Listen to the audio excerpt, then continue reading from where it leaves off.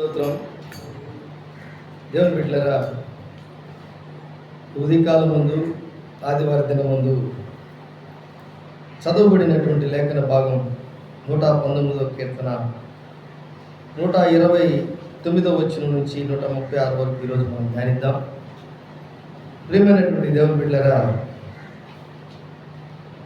ఒకటో అంటే 129వ వచనం నుంచి 136 వరకు మనం చదువుకుంటాం. నీ శాసనములు ఆశ్చర్యములు కావున నేను వాటిని గైకొనుచున్నాను. నీ వాక్యం వెల్లడి అగ్నితోడనే వెలుగు కలుగును, అవి తెలివి లేని వారికి తెలివి కలిగించు. ప్రియమైనటువంటి దేవుని బిడ్డలారా,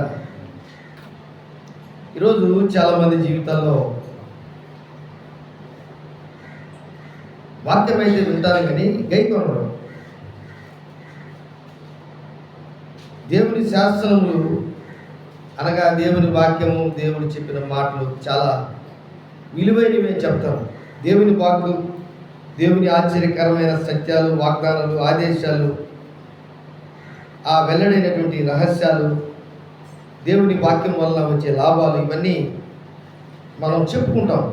కానీ చెప్పుకొని మనం ఊరకనే ఉండి మర్చిపోతాం. కానీ భక్తుడు ఏం చేస్తున్నాడంటే వాటిని ఆచరణలో పెడుతున్నాడు. వాటిని ఆచరణలో అంటే కొనసాగాలి, జరగాలి.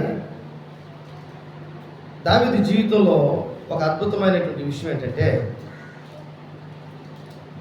వేరే దేశస్తులకు కూడా అతనికి కప్పము కట్టే స్థితికి దేవుడు తీసుకొచ్చాడు. మీకు 2 ఉదాహరణలు చెప్తాను చూడండి. 2వ సమూయేలు గ్రంథము 8వ అధ్యాయము మనం గమనించినట్లయితే,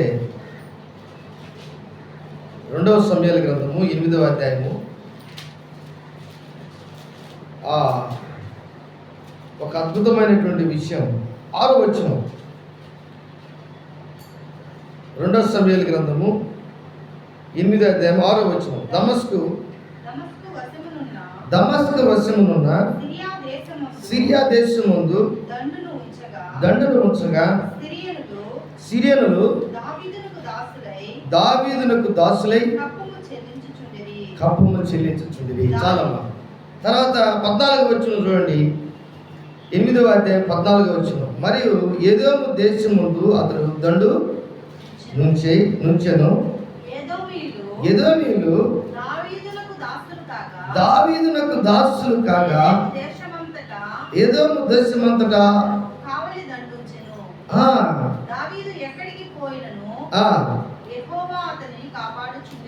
చూసారా? అంటే దాసులు అయిపోయినారు. ఎవరికి? ఎదోము వారు దావీదుకి దాసులైనారు. అలాగే సిరియన్లు కూడా దాసులై కప్పం కడుతున్నారు. దీనికి కారణం ఏంటంటే, దేవుడు వెల్లడి చేసినటువంటి వాక్యాన్ని తన జీవితంలో ఆచరణలో పెట్టుకోవడం. కాబట్టి ఈరోజు దేవుని బిడ్డలారా, దేవుని వాక్కుల్ని మనం కేవలంగా తీసుకొని ఆ వాక్కుని మనం మాట్లాడకుండా, పలకకుండా, ఆ వాక్యాన్ని ఆధారం చేసుకొని బ్రతకకుండా మనం జీవించినప్పుడు మనకు ఇలాంటి పరిస్థితులు వస్తాయి. ఎలాంటి పరిస్థితులు వస్తాయంటే, ఎక్కడున్నాం అక్కడే ఉంటాం. దావీదు గొర్రెలు మేపుకునే వ్యక్తి కాడ నుంచి వేరే దేశస్తులు, అంటే ఇప్పుడు మనం చదువుకున్నాం సిరియన్లు, తర్వాత ఎదోమీయులు, ఇద్దరు కూడా ఏం చేస్తున్నారు? దావీదుకి దాసులుగా ఉన్నారు. నీటిలో కనీసం అంట్లు తోమేదానికి పని మనిషి కూడా లేడు. పని మనిషి కూడా లేదు. నువ్వే అంట్లు తోముకుంటున్నావు, నువ్వే చెత్త ఎత్తి పోసుకుంటున్నావు. కారణం ఏంటంటే, నువ్వు ఆ వాక్యాన్ని అర్థం చేసుకోకుండా, వాక్యాన్ని నీ హృదయంలో పెట్టుకొని దాన్ని మాట్లాడకుండా, దాన్ని అలాగే ఆ వాక్యానికి శక్తి లేకుండా చేసేస్తున్నావు. దేవుని శక్తి ప్రపంచములు దేవుని వాక్యం చేత కట్టబడాయి అని హెబ్రీయులకు రాసిన పత్రిక 11వ అధ్యాయం 2వ వచనంలో ఉంటారు. దేవుడు సూర్యుడా కలుగునుగాక, చంద్రుడా కలుగునుగాక, భూమి కలుగునుగాక, విత్తనములు ఇచ్చు చెట్లు మొలుచునుగాక, చీకటి వెలుగు వేరొగునుగాక, అని పలుకగా అవి అలాగూ ఆ ప్రకారము ఆయను. చప్పట్లు కొట్టి దేవుని మహిమపరుస్తాం. హల్లెలూయా, హల్లెలూయా చెప్తా ఉన్నారు. హల్లెలూయా. కారణం ఏంటంటే దేవుడు అంత గొప్ప దేవుడు. మన దేవుడు, నువ్వు ఏదైతే పలుకుతావో దాన్ని నువ్వు నమ్మాలి. యేసు ప్రభు ఒక ఉదాహరణ చెప్తాడు, మీకు బాగా తెలుసా ఒక ఉదాహరణ. ఈ కొండను చూసి ఎత్తబడి సముద్రంలో పడవేయబడి చెప్పి మీ మనసులో సందేహింపక తాను చెప్పినది జరుగునని నమ్మిన ఎడల అది జరుగును. చదవండి మార్కు సువార్త 11వ అధ్యాయం 22వ వచనం నుంచి. మార్కు సువార్త 11వ అధ్యాయము 22వ వచనం చదవండి. అందుకు యేసు వారితో ఇట్లనెను, మీరు దేవుని యందు విశ్వాసం ఉంచుడి. ఎవడైనా నీ కొండను చూచి నీవు ఎత్తబడి సముద్రంలో పడవేయబడమని చెప్పి తన మనస్సులో సందేహింపక తాను చెప్పినది జరుగునని నమ్మిన యెడల వాడు చెప్పినది జరుగునని మీతో నిశ్చయముగా చెప్పుచున్నాను. అంటే నీ జీవితంలో ఈ యొక్క వాక్యాన్ని ఎక్సర్సైజ్ చేయాలి. నువ్వు ఒక రాయిలో ఒక బండలో పెట్టుకొని ఈ రాయి ఇక్కడి నుంచి వెళ్ళిపోయి సముద్రంలో పడమంటే పడుతుందా? కీర్తన పడుతుందా? పడదు.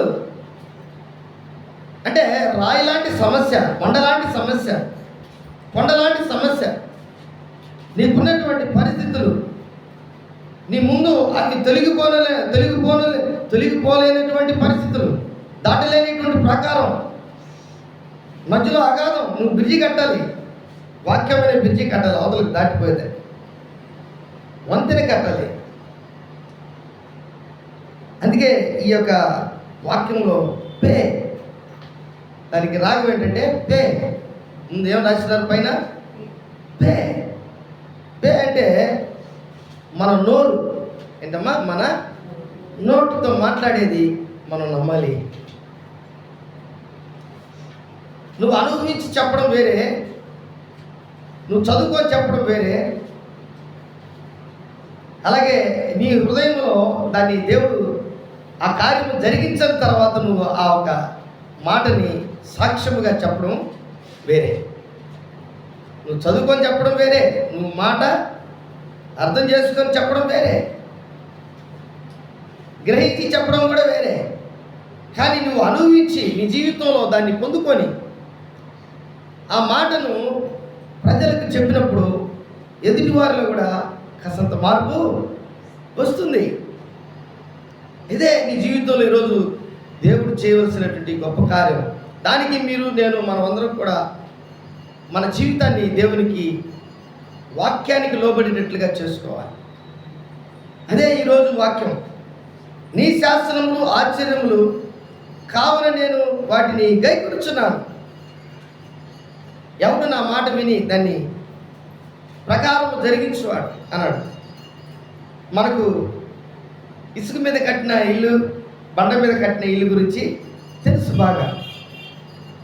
ఇసుక మీద కట్టినటువంటి వాడు దేవుని మాట విని గ్రహించేవాడు కాదు, అవునా కదా? అదే బండ మీద కట్టబడిన ఇల్లు వంటి వాడు ఎవరు? దేవుని మాట విని దాన్ని గ్రహించి లోబడి దాని ప్రకారం జీవించేవాడు. అందుకనే వాన వస్తుంది, వరద వస్తుంది, ఆ ఇంటి మీద కొట్టిన ఆ ఇల్లు ఏమీ పడదు. కాబట్టి నీవు ఆత్మీయ స్థితిలో ఏ విధంగా ఉన్నావు అనేది వాక్యం మీద ఆధారపడుతుంది. చాలాసార్లు ఈ 119వ కీర్తన నా జీవితంలో నేను 1997 నుంచి సేవకుడిగా ఉన్నాను. అయితే చాలా దగ్గరలకు వెళ్ళి ప్రసంగం చేసి ఉంటాం, చాలా చర్చిలు కట్టి ఉంటాం, చాలా ప్రాంతాలకు వెళ్ళి అనేకమైనటువంటి పరిస్థితుల్లో ఎన్నో సందర్భాల్లో వాక్యం నేర్చుకుని ఉంటాం. అనేకమైనటువంటి గొప్ప గొప్ప సేవకుల దగ్గర పనిచేసి ఉంటాం. అనేకులకి ఆ గొప్ప గొప్ప సేవకులకి దగ్గర నేర్చుకొని ఉంటాం వాక్యం. కానీ నాకు 3 వాక్యాలు మాత్రమే 119వ కీర్తనలో గుర్తుంటాయి. 130 ఆ వచనం, 9వ వచనం, 10వ వచనం, అలాగే 105వ వచనం. నీ వాక్యము నా పాదములకు దీపము, నా త్రోవలకు వెలుగునేను. యవనుడు దేని చేత? నడతను నీ వాక్యము చేతనే కదా అని ఉంటుంది. అలాగే 130వ కీర్తనలో 130 వచనంలో ఏముంది? నీ వాక్యం వెల్లడి ఆగుటతోడనే వెలుగు కలుగును. ఇట్లాగా ఇవన్నీ కూడా వెలుగు గురించి మనం మాట్లాడుకుంటుంటాం. కానీ ఈ 119వ కీర్తన 22 భాగాలు ఇది చెప్పడం వల్ల చాలా సంవత్సరాల నుంచి నేను ఆశపడేవాడిని, చెప్పాలని. కానీ దేవుని యొక్క కృప వలన, దేవుని దయ వలన మన సంఘంలో దాన్ని చెప్పడం ఇప్పుడు ఇది కనీసం 17వ 18వ. కాబట్టి దేవుని బిడ్డలారా, మనం బాగా గ్రహించాలి. వాక్యం వలన మనం బలపడాలి, వాక్యం వలన మనం స్థిరపరచబడాలి, వాక్యం వలన మనము ఒక విశేషమైనటువంటి వ్యక్తిగా మార్చబడాలి. వాక్యం వలన నీ హృదయంలో ఎల్లప్పుడూ సంతోషము కలిగినటువంటి వ్యక్తిగా మార్చబడాలి. నీ సంతోషాన్ని ఎవరు దొంగలించలేనటువంటి స్థితిలోకి నీవు రావాలి. నీ జీవితంలో నువ్వు అన్ఫర్గెట్టబుల్, మర్చిపోజాలన్నటువంటి శక్తి కలిగినటువంటి దేవుని వాక్యాన్ని నువ్వు పఠించేటప్పుడు నీలో ఉన్నటువంటి ఆ శక్తి, నువ్వు ఈ దేని గురించి అయితే బాధపడుతున్నావో దాని గురించే దేవుడు నీకు జవాబించేదానికి ఆ వాక్యములో నుంచి నీతో మాట్లాడతాడు. దేవునికి స్తోత్రం, హల్లెలూయా. ప్రియమైనటువంటి దేవుని బిడ్డలారా, వాక్యానికి అంత శక్తి ఉంది. నేను చాలాసార్లు చెప్తాను, ఎబ్రీయులకు రాసిన పత్రికలో మనం చదువుకుంటుంటాం. అంటే ఆ వాక్యము మనకు చాలా విలువైంది. కానీ ఆ వాక్యంలో ఉన్నటువంటి శక్తి ఎబ్రీయులకు రాసిన పత్రిక 4:12 మనము చాలాసార్లు చదువుకుంటాం. దేవుని వాక్యము, ఎందుకనగా దేవుని వాక్యము సజీవమై బలము గలదై 2 అంచుల గల ఎటువంటి ఖడ్గము కంటెను వాడిగా ఉండి ప్రాణాత్మలను కీళ్లను మూలుగను విభజించినంత మట్టుకు దూరుచు హృదయం యొక్క తలంపులను ఆలోచనలను శోధించుచున్నది. అంటే వాక్యము హృదయంలోకి వెళ్తుంది, కాళ్ళలో ఉన్నటువంటి మూలికలో, ఎముకలో మూలికలోకి వెళ్తుంది. అలాగే అది ప్రాణాత్మ, అంటే ప్రాణమును ఆత్మను శోధించగలిగినటువంటి శక్తి కలిగినటువంటి వాక్యం. ప్రాణము ఒకసారి మూలుగుతూ అమ్మ నాయన తండ్రి, అమ్మ నాయన తండ్రి, చెప్పండి అందరూ అనండి అన్నమాట. అమ్మ నాయన తండ్రి అంటుంటే దేవుని వాక్యము నీకు యేసునామములో లై అన్నాడు. ఒకసారి ఆయన శక్తి, ఆయన మాట 38 సంవత్సరాల నుంచి, ఎన్ని సంవత్సరాలు? వ్యాధిగ్రస్తుడు. ఎన్ని సంవత్సరాలు? 38 38 ఇయర్స్. అంటే అంటున్నాడు అమ్మ నాయన తండ్రి, అమ్మ నాయన తండ్రి అంటుంటే ఇప్పుడు యేసుప్రభు వచ్చి నీ పరుపెత్తుకొని లై అంట. వెంటనే వాడు పరుపెత్తుకొని లేచి నిలబడ్డాడు, ఇంటికి వెళ్ళిపోయాడు. ఏముంది ఆ వాక్యలో? దేవుని యొక్క వాక్కులో ఏముంది? శక్తి ఉంది. ఈరోజు ఆ శక్తి నువ్వు పొందుకోవాలి. ఈ యొక్క శక్తి ఎలాగ వస్తుందంటే అది దేవుని దగ్గర నుంచి డైరెక్ట్గా నీ దగ్గరికి వస్తుంది.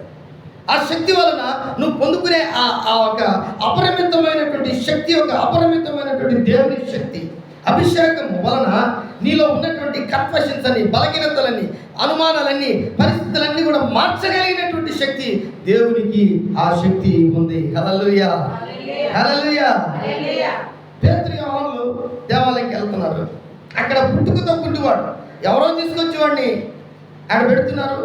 వాడి దగ్గర డబ్బులు తీసుకుంటున్నారు. వాడికి సగం, వీడికి సగం, తెచ్చిన వాళ్ళకి సగం, వీడికి సగం. కానీ అక్కడ చేరి ఆ దేవాలయంలో చేరి ఆ దేవాలయంలోకి ఎక్కలేనటువంటి పరిస్థితి, పోలేనటువంటి పరిస్థితి, ఎన్నడూ కని విని ఆ దేవాలయంలో చూసి లోపలికి వెళ్ళి చూసే శక్తి లేనటువంటి పరిస్థితి. అయితే ఇప్పుడు పేతురు యోహానులకి ఏ శక్తి ఉంది? ఏం శక్తి చెప్పాలి అందరూ? ఏం శక్తి ఉంది? అందరూ నన్ను చూడలే. ఏం శక్తి ఉంది పేతురికి, యోహానులకి? దేవుని ఇంకొకటి ఉంది. అంటే దేవుడు వాళ్ళకి ఇచ్చిన శక్తి, అధికారం ఇచ్చాడు.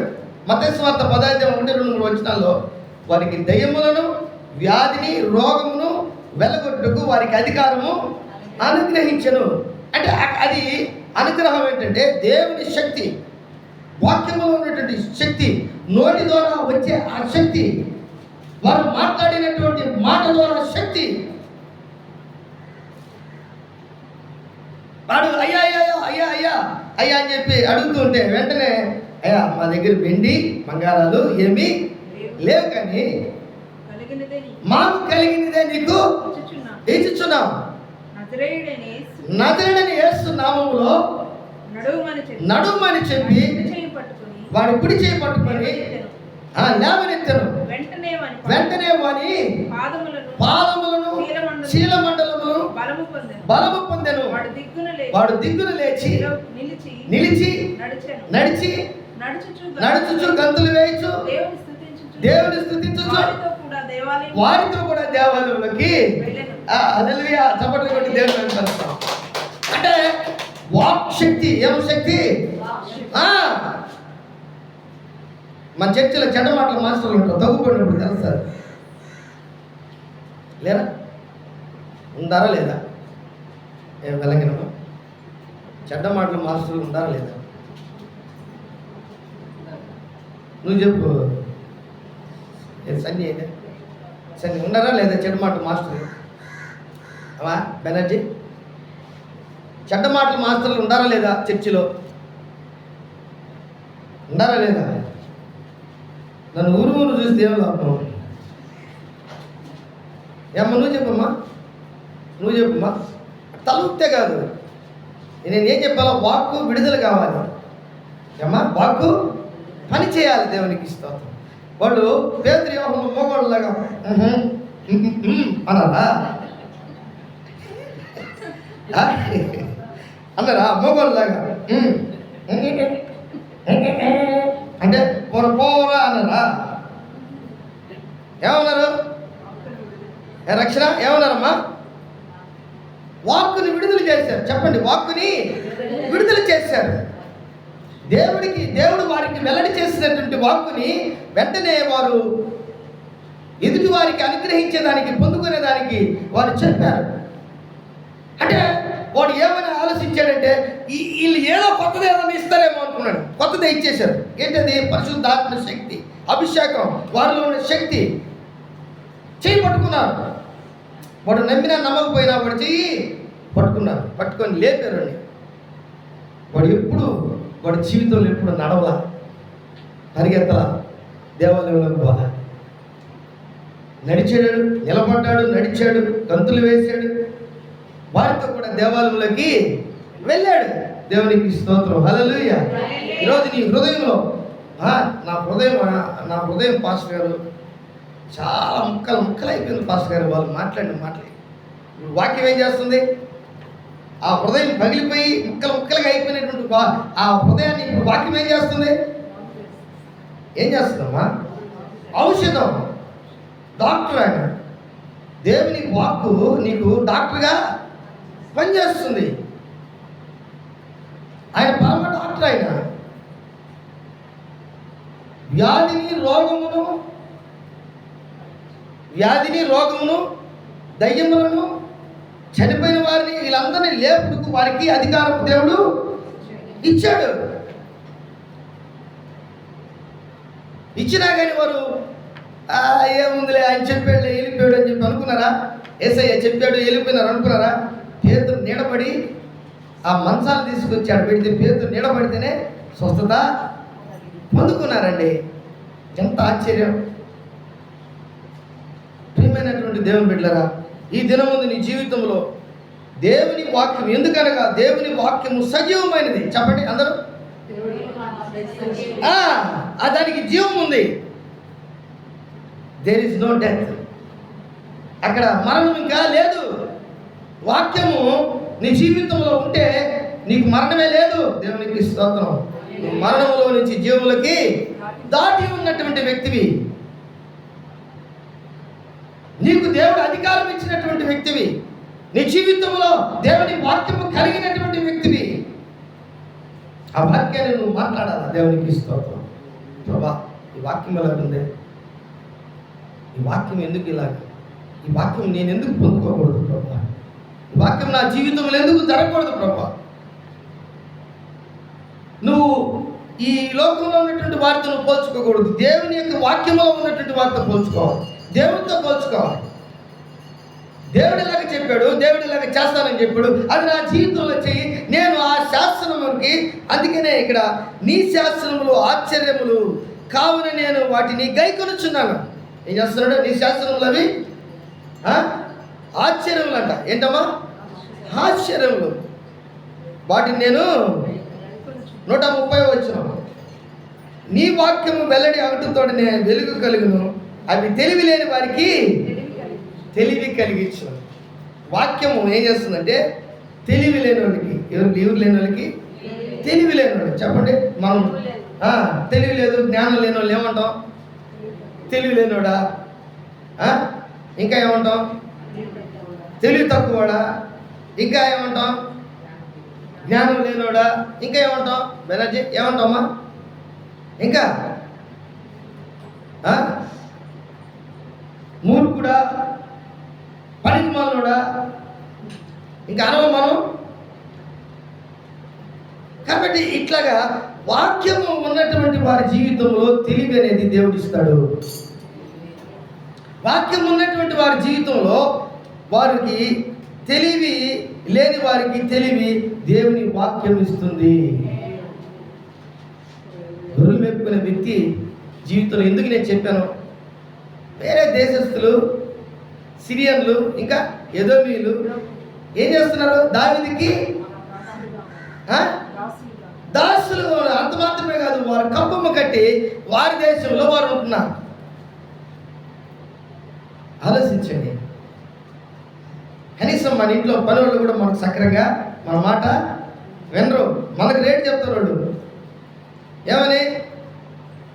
3,000 ఇస్తే నెలకి నీ ఇంట్లో పని చేస్తా, 6,000 ఇస్తే నేను పని చేస్తా, అది నా ఇష్టం ప్రకారం వస్తే నేను పని చేస్తా. దావీదు జీవితంలో అలా కాదు. దావీదు చెప్పినట్లు వారు చేయాలి. ఎక్కడి నుంచి వచ్చింది అంత తెలివి? ఎక్కడి నుంచి వచ్చింది అంత జ్ఞానం? ఎక్కడి నుంచి వచ్చింది అతనికి అంత జ్ఞానోచితమైనటువంటి శక్తి కలిగినటువంటి మాటలు? కారణం దేవుడి శాస్త్రం, దేవుని వాక్యం ఆయన ధ్యానిస్తున్నాడు. కాబట్టి వెలుగు వస్తుంది, అంత మాత్రమే కాదు తెలివినిస్తుంది, అంత మాత్రమే కాదు తెలివి కలిగినటువంటి వాడిగా, తెలివి కలిగినటువంటి స్త్రీగా, జ్ఞానోచితమైనటువంటి తెలివి, జ్ఞానము, వివేచన ఇవన్నీ కూడా కలిగినటువంటి వ్యక్తిగా నువ్వు జీవించగలవు. దేని వలన అంటే దేవుని వాక్యము వలన. తర్వాత ఏమంటున్నాడు 131 వచనంలో, నీ ఆజ్ఞల ఎందైనా అధిక వాంఛ చేత నేను నోరు తెరిచి, ఏంటంట? నోరు తెరిచి ఒగర్చుచున్నాను. ప్రియమైనటువంటి దేవుని బిడ్డలారా, దేవునికి జ్ఞానం చేత, అధికముగా వాంఛ చేత నేను మాట్లాడాలి. నోరు తెరిచేలాగా నేను చెప్పాలి, మాట్లాడాలి, బోధించాలి, చేయాలి, పని చేయాలని చెప్పాలి.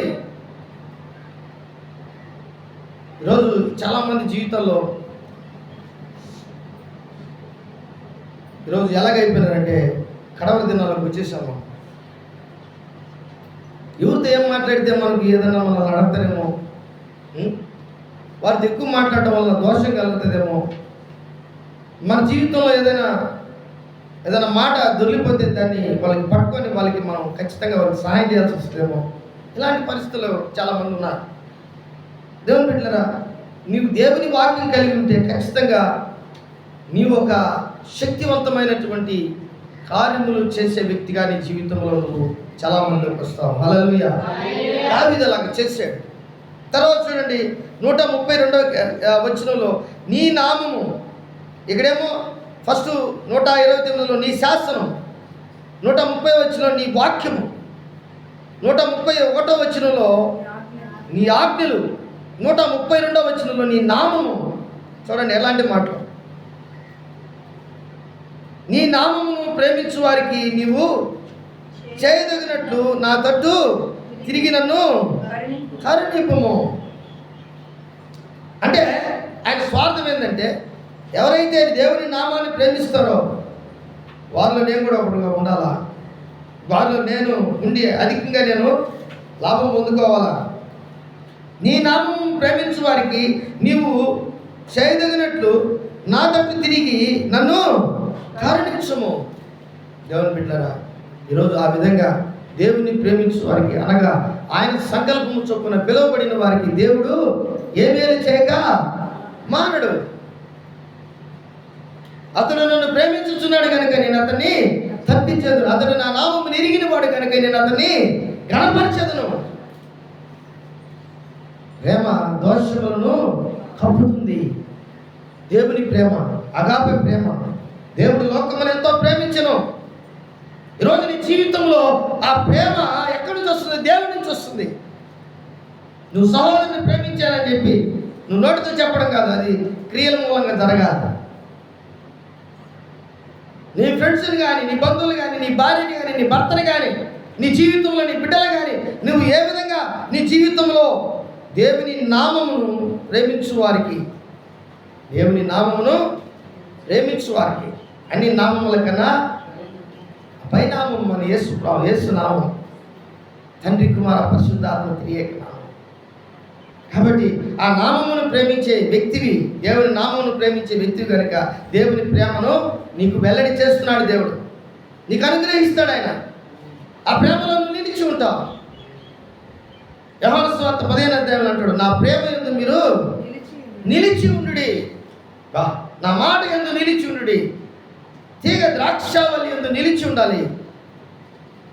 కాబట్టి ఆ ప్రేమ నిన్ను లోతైన స్థితిలోకి తీసుకువెళ్ళడమే కాదు, నిన్ను తప్పించడం, బంధకములో నుంచి విడిపించడం, వ్యాధి రోగంలో నుంచి బయటికి తీసుకురావడం. ఆయన నామాన్ని నువ్వు ఏం చేస్తున్నావు అంటే ప్రేమిస్తున్నావు. 133వ వచనం, 119వ కీర్తన 130. నీ వాక్యం ఇక్కడ మళ్ళా ఒకటి శాసనము, 129లో, 130లో నీ వాక్యము, 131లో నీ ఆజ్ఞలు, 132లో నీ నామము, 133లో నీ వాక్యమును బట్టి నా అడుగులు స్థిరపరచుము, ఏ పాపమును నన్ను ఏలనీయకము. అంటే వాక్యము చదివేవాడు పాపం చేయడు. ఒకవేళ పాపం చేస్తానంటే ఆ వాక్యానికి విధేయత చూపించట్లేదని అర్థం, ఆ వాక్యానికి లోబట్టలేదని అర్థం, వాక్యాన్ని గ్రహించలేదని అర్థం. చూడండి 119వ కీర్తన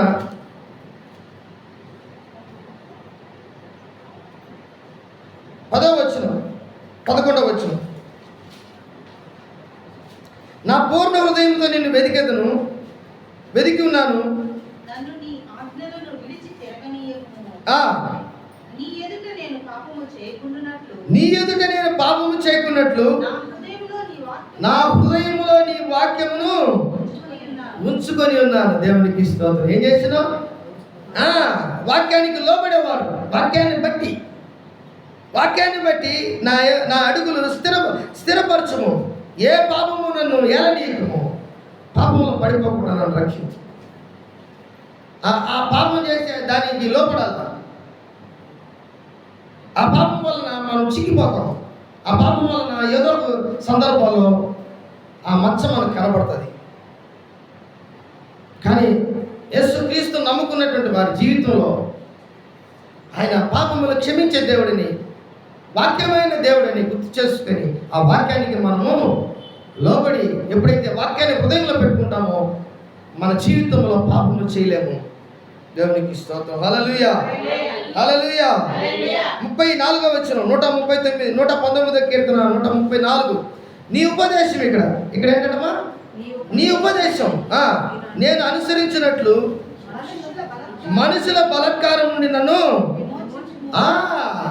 అంటే ఉపదేశం ఎప్పుడైతే దేవుని దగ్గర పొందుకుంటావో, నీ తల్లి ఉపదేశము, నీ తండ్రి మాటలను చెవి పెట్టాలి, మాట తప్పిపోకూడదు అని ఉంటుంది బైబిల్లో చాలా దగ్గరలో.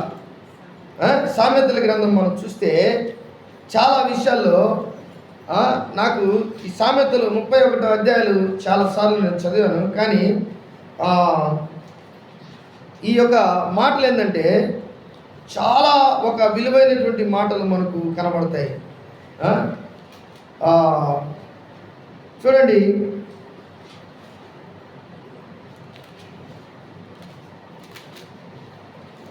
తల్లి అనే మాట వస్తుంది చూడండి.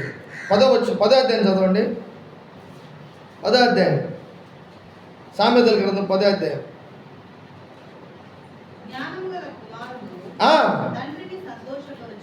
తండ్రిని ఆ, బుద్ధి లేని కుమారుడు బుద్ధి లేని కుమారుడు తల్లికి దుఃఖము పుట్టించును. దేవునికి స్తోత్రం. చూసారా ఎంత గొప్ప మాట.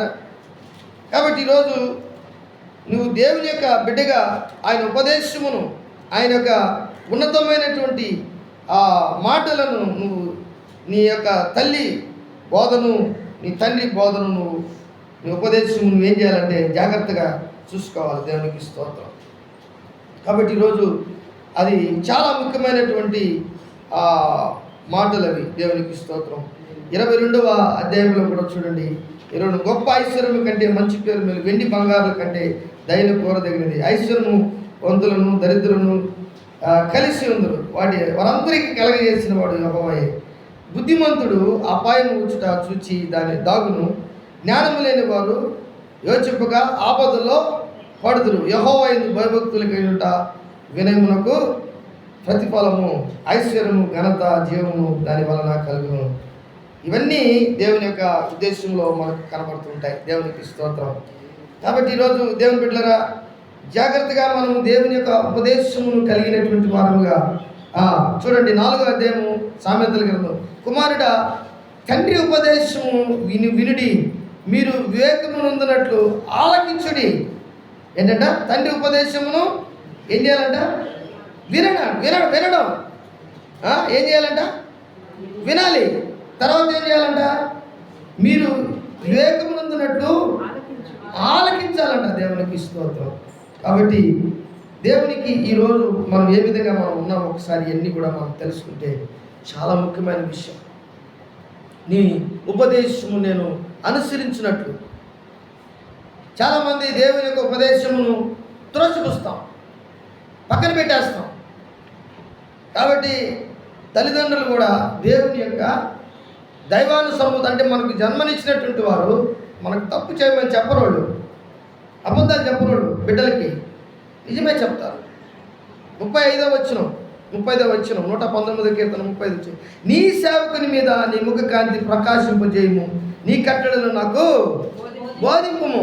ఒక సేవకుడు, పాస్టర్, ఒక చెట్టు వంటి వాడు, ఒక కాపరి దేవుని యొక్క శక్తిని పొందుకొని ఆయన సేవకుడిగా దేవుని యొక్క ముఖ కాంతిని కలిగినటువంటి వ్యక్తిగా ఉండాలి. ఆయన చూసినప్పుడు సేవకుడైన గుర్తుపట్టాలి. ఆయన దగ్గర ప్రార్థన చేయించుకోవాలి.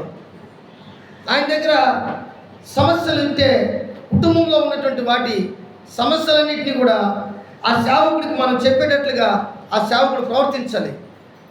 ఆ సేవకుడికి ఉన్నటువంటి దేవుడిచ్చినటువంటి కృపావరాలను బట్టి ప్రార్థన చేసినప్పుడు ఆ ఇంట్లో ఉన్నటువంటి సమస్యలను దేవుడు తీసివేస్తాడు, ఆశీర్వదిస్తాడు. ఇవన్నీ కూడా నీ సేవకుని మీద నీ ముఖ కాంతి ప్రకాశింపజేయము, నీ కట్టడలను నాకు బోధించుము. దేవుడి సేవకుడిగా కూడా ఉన్నాడు. చాలామంది 430 మంది 450 మంది ఆ దేశంలో ఉన్నటువంటి అసమాధానంతో ఉన్నటువంటి వారు, అప్పులతో ఉన్నటువంటి వారు, కష్టాల్లో ఉన్నటువంటి వారు, దొంగతనాలు చేసి దేశంలో చాలామంది కాలైనటువంటి వారు, అప్పులు చేసి దేశంలో నుంచి బయటకు వచ్చి పరారైపోయినటువంటి వారందరూ కూడా దావీదు దగ్గర ఉంటే వారందరికీ సేవకుడైనాడు, బోధకుడైనాడు. ఎవరు? దావీదు. అందుకే అంటున్నాడు, నీ సేవకుని మీద నీ ముఖ కాంతి ప్రకాశింపజేయము, నీ కట్టడలను నాకు బోధింపము. కాబట్టి ఆ కట్టడలో ఎక్కడికైతే పోకూడదో అక్కడికి మనం పోకూడదు అని చెప్పిన తర్వాత దేవుడు అడిగి మనం పోకుండా ఆగిపోవాలి. నేను అక్కడికి పోనైనా దేవుడిని కార్యం చేస్తాడు, మంచి చేస్తాడంటే ఎవరైనా వాక్యం చెప్తే ఆ వాక్యానికి ఎవరు లోపడరు. మన చర్చి తరఫున మీటింగ్ పెడుతున్నామో, పలానా దగ్గర మీటింగ్ పెడుతున్నాం, ఇంత ఖర్చు పెట్టి ఒక 4 లక్షలు 5 లక్షలు ఖర్చు పెట్టి మీటింగ్ పెడుతున్నాం అంటే 100 మంది ఉంటే కనీసం 50 మంది వస్తాం.